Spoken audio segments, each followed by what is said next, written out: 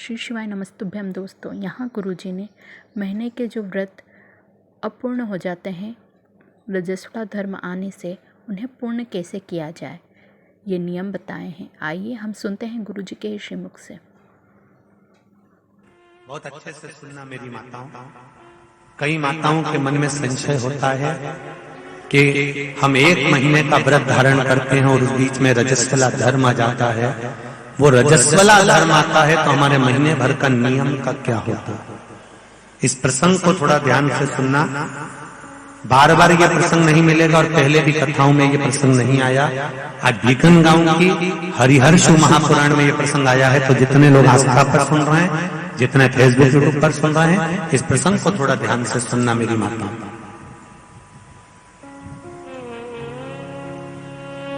बहू ने अपने ससुर से कहा, पिताजी मैं कार्तिक के महीने के स्नान का नियम तो ले लेती हूँ। मैं कार्तिक के महीने, कोई माता कार्तिक के स्नान का नियम लेती है, कोई माघ महीने का स्नान का नियम लेती है, कोई चैत्र महीने के स्नान का नियम लेती हैं, कोई फागुन का लेती हैं, कोई बैसाख महीने के स्नान का नियम लेती हैं। कई माताओं की आदत रहती है, कई पुरुषों की आदत रहती है कि मैं एक महीने तक कार्तिक का स्नान करूंगी। पर वो कार्तिक के स्नान में कुछ दिन ऐसे आ जाते हैं कि उसमें रजस्वला धर्म आ जाता है।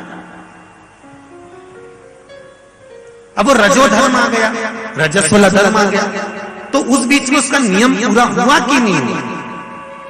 उस बीच में वो 5-7 दिन जो स्नान के लिए नहीं गई, पूजन नहीं करी, तुलसी को जल नहीं चढ़ाया, शालिग्राम जी का पूजन या ठाकुर जी का श्रृंगार नहीं कर पाई, तुलसा महारानी का गीत नहीं गा पाई, तुलसी जी का दीप नहीं लगा पाई, तो उसको कार्तिक के महीने का, क्योंकि ये रजस्वला धर्म तो प्रत्येक महीने आना,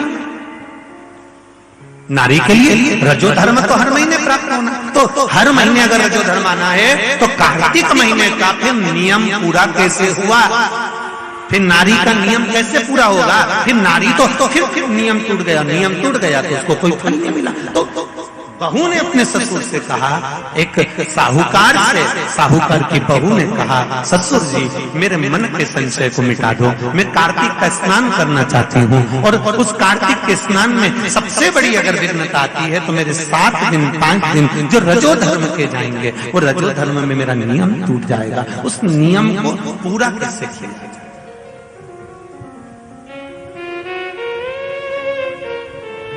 वो नियम पूरा कैसे होगा। कार्तिक के महीने का स्नान करने वाले जरा ध्यान देंगे, चाहे बैसाख का स्नान करें, चाहे माघ का स्नान करें, मेरी माताओं का रजो धर्म 7 दिन 1 महीने के अंदर आ ही जाता है। और आया तो वो नियम टूटा। उस नियम को पूर्ण कैसे करा जाए।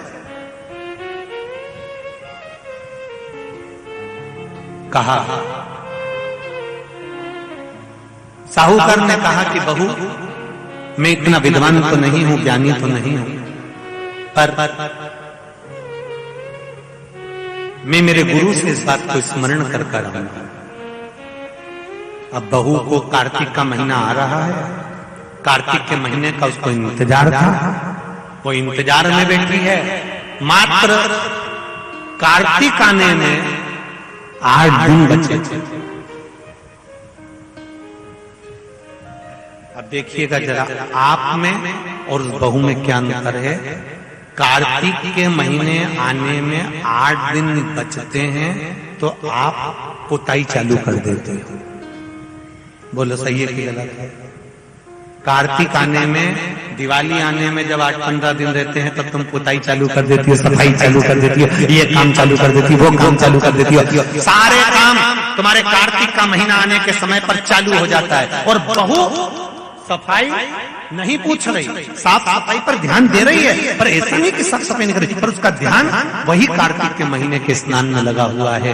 आज बहू 8 दिन बचे और बहू का भोजन छूट गया, उसका भोजन नहीं, भाई मिला अंदर जाइए।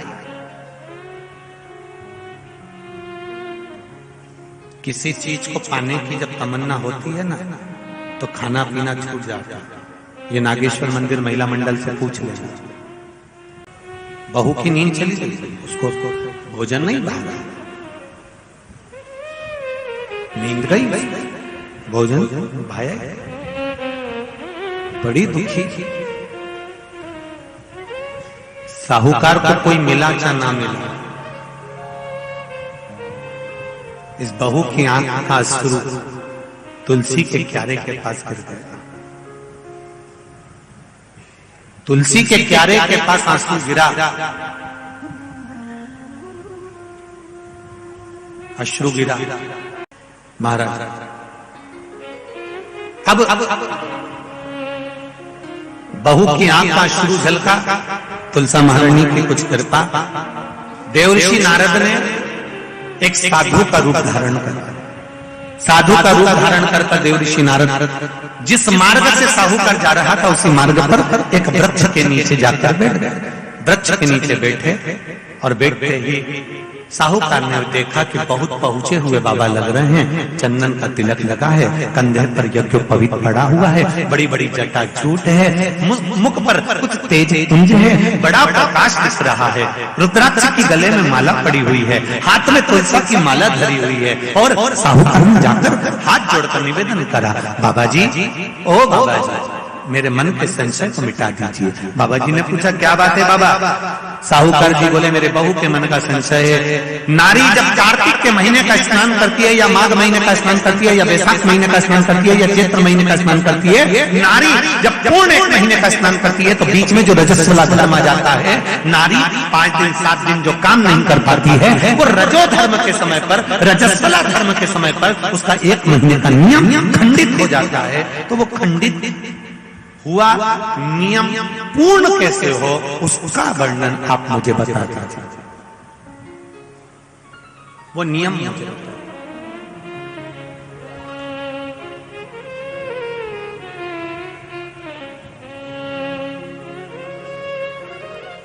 संत के रूप में बैठे हुए देवऋषि नारद, श्रीमन नारायण, श्रीमन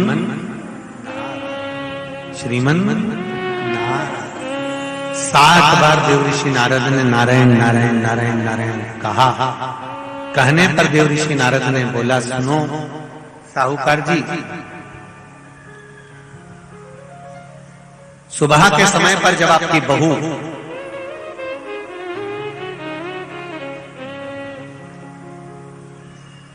मंदिर की ओर जाए तो उसको इस मार्ग की ओर लेकर आना।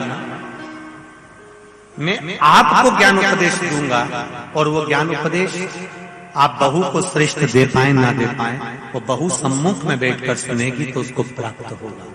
ये देखो वही कथा आ गई। आप खाओगे आपका पेट भराएगा, आप सुनोगे आपका कल्याण होगा। बेटों बेटियों को लेकर आओ, बहुओं को लेकर आओ, बच्चों को लेकर आओ, उनके सुनने से उनका लाभ, उनका लाभ। साहूकार घर गए, बहू से कहा, बेटा एक संत अपने गांव में आए हुए हैं और वृक्ष के नीचे बैठे हुए हैं, चलो आप चलकर उनसे अपने प्रश्न को कर लो।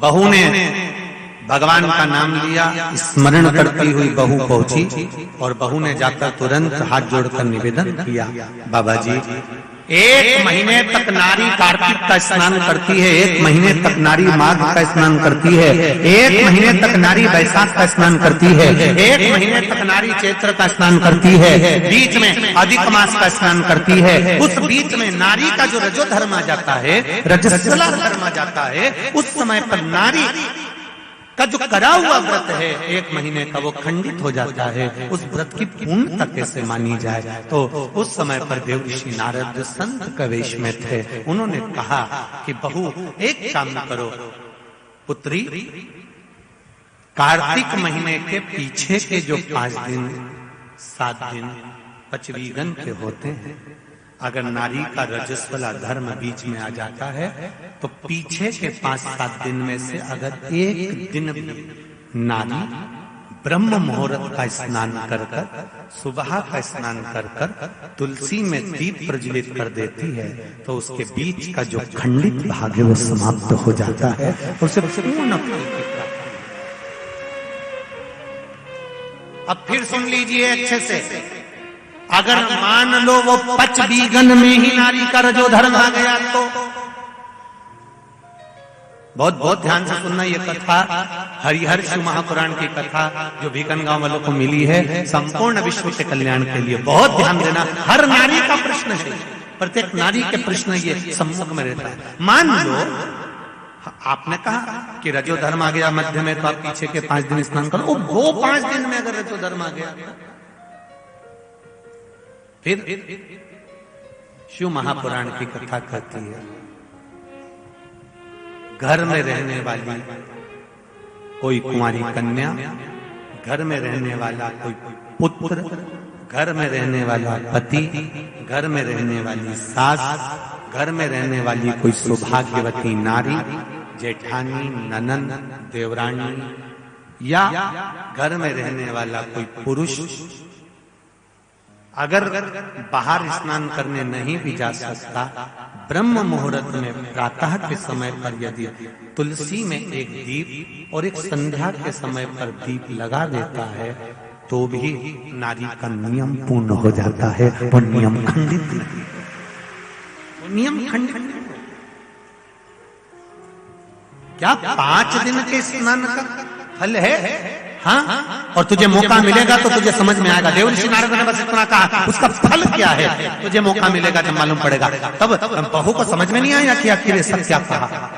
देवर्षि नारद कहकर चले गए। साहूकार की बहू रोज प्रातः का कार्तिक का स्नान करने लगी। कार्तिक का स्नान रोज बहू करती, रोज ब्रह्म मुहूर्त में स्नान कर आती। बहू को नहीं मालूम कि नगर के राजा का लड़का युवराज अपनी पत्नी के साथ स्नान करने आता। राजा और रानी भी स्नान करने आते हैं, युवराज अपनी धर्मपत्नी के साथ स्नान करने आता है। आज युवराज को बड़ा बुरा लगा। युवराज ने देखा कि मैं घाट पर नहाने के लिए आता हूं, पर यह घाट गीला कैसे हो जाता है? मतलब मेरे स्नान के पहले कोई स्नान कर रहा है, मेरे स्नान के पहले कोई स्नान कर रहा है। मुझे ऐसा लगता है जरूर कोई ना कोई आता है। युवराज ने, राजा ने अपने नगर के सैनिकों से बोला, पता लगाओ कि सुबह स्नान करने कौन आता है। सैनिक लगते उससे पहले ही साहूकार की बहू स्नान कर चली जाती। दिखाई नहीं दिया, समझ नहीं आया। आखिरी के 7 दिन बचे थे, 8 दिन बचे थे। राजा के दूत ने फिर युवराज ने कहा, मुझे पता लगा कर बताओ फिर मेरे स्नान के पहले कौन स्नान करता है, घाट को गीला कौन कर देता है। क्रोध में आकर कहा, मालूम नहीं पड़ पाया। एक दिन रानी को, इस साहूकार की बहू को मालूम पड़ा कि युवराज मेरा पता कर रहा है, मेरा पीछा कर रहा है। तो बहू ने तुरंत सुबह जल्दी स्नान करा और भागी। भाग के समय उसके गले की माला और पांव की एक मोजड़ी छूट गई। माला और मोजड़ी छूट गई। माला मोजड़ी छूटी, चली। राजा को वो माला मोजड़ी मिल गई। उसने मन में विचार करा, मोजड़ी इतनी सुंदर, माला इतनी सुंदर, तो जो इसको पहनती होगी वो कितनी सुंदर होगी। राजा ने अपने दूतों से कहा, जाओ, जिसकी ये मोजड़ी और माला है इतनी सुंदर है तो वह नारी कितनी सुंदर होगी, उसको 5 रात्रि मेरे पास में लेकर आ। उसको मैं 5 रात्रि अपने यहां रखूंगा। शब्द सुना, खबर पूरे गांव में लग गई। साहूकार की बहू के कानों में भी शब्द पहुंच गया। कार्तिक का महीना चल रहा था तो बहू ने भी कह दिया, मैं राजा के यहां पर 5 रात्रि रहने को तैयार हूं, पर शर्त मेरी एक है, ब्रह्म मुहूर्त का स्नान करते हुए अगर राजा मेरे को मुख देख लेगा तो मैं उसके यहां रह लूंगी। सुबह का कार्तिक का स्नान कर कर जब मैं निकल रही हूँ और राजा का पुत्र मुझे देख ले तो मैं रहने को तैयार हूँ, नहीं तो मैं नहीं रह सकती। राजा ने भी एक पक्षी, जो पाला हुआ पक्षी था, उस पक्षी को पेड़ पर बिठा दिया और कहा, जैसे ही रानी स्नान करने आए उसी समय पर तू बोल देना, मैं दौड़ कर आ जाऊंगा और इस रानी, इस साहूकारनी का दर्शन कर लूंगा। जब साहूकारनी सुबह के समय पर स्नान करने चली तो देहली पर द्वार को छोड़ते समय प्रणाम करते हुए कहती है, हमारे भारत की सभ्यता, भारत की भूमि की संस्कृति, पहले की माताएं जब मायके से ससुराल जाती थी या ससुराल से मायके आती थी तो जिस तांगे में, जिस गाड़ी में, जिस बस में, जिस टैक्सी में भी बैठती थी उसके भी पांव पड़ती थी, उसको भी प्रणाम करती थी। बोलो री जीजिए, सही है कि गलत? ये भारत की सभ्यता है, ये भारत का संस्कार है, ये भारत की भूमि की मर्यादा है। जिस भूमि पर से जा रही, ससुराल से मायके जाएगी तो जिस बस में जाती थी उसके पांव पड़ती थी, बैलगाड़ी में जाए, टांगा गाड़ी में जाए, घोड़ा गाड़ी में जाए, उसके पांव पड़ती थी। घर से निकलते समय प्रणाम कर जाती। उसने अपने द्वार को प्रणाम किया और द्वार प्रणाम कर जा रही है और कहती हुई जा रही है, हे तुलसा महारानी, हे गंगा मैया, हे दामोदर भगवान, ऐसी कृपा करना मैं स्नान कर जाऊं तो राजा के लड़का नींद में भरचक सो जाए, ऐसी कृपा कर देना। तोता बोलता रहा, राजा का लड़का सोता रहा। पहला दिन निकल गया। दूसरे दिन राजा के लड़के के मन में प्रश्न आया कि मैं तोते से पूछूं, क्यों रे तोता, क्या वो साहूकार की बहू नहीं आई थी? आई थी, स्नान करके गई, तो मैं जग नहीं पाया। उसने विचार करा, कुछ ऐसा काम करता हूं, पुड़िया में लेकर बैठ गया मिर्ची, रात्रि को डाल ली आंख में, रात भर नींद नहीं आएगी। साहूकार ने फिर चली, द्वार को छोड़कर प्रणाम करा, दरवाजे को प्रणाम कर द्वार को पूजन कर जब प्रणाम कर चली तो निवेदन कर चली, हे द्वार देवता, राजा के लड़के को सुला देना। तो ये स्कंद पुराण की बात शिव महापुराण में भी लिखी गई। पशुपति व्रत में एक नियम है, जब मंदिर में दिया लगाकर जाते हो तो घर के दरवाजे के राइट सीधे हाथ पर दिया लगाते हो। बोलो सही है? सीधे हाथ पे दिया लगाने का महत्व क्यों है? क्योंकि हम मंदिर से चलकर जब आते हैं, अपने घर के सीधे हाथ की ओर जब दिया लगाते हैं तो भगवान से निवेदन करते हैं कि मेरा ये द्वार है और आपके भरोसे पर है, आपको संभालना। दूसरे दिन उसने मिर्ची डाली राजकुमार ने, तो भी उसकी नींद लग गई। तीसरे दिन उसने अपने शरीर पर कट लगा लिया कि इसकी जलन होगी तो नींद नहीं आएगी, मालूम पड़े तो भी नींद आ गई। चौथे दिन उसने आगी जलाकर बैठ गया तो भी नींद आ गई। पांचवें दिन भी उसको नींद आ गई।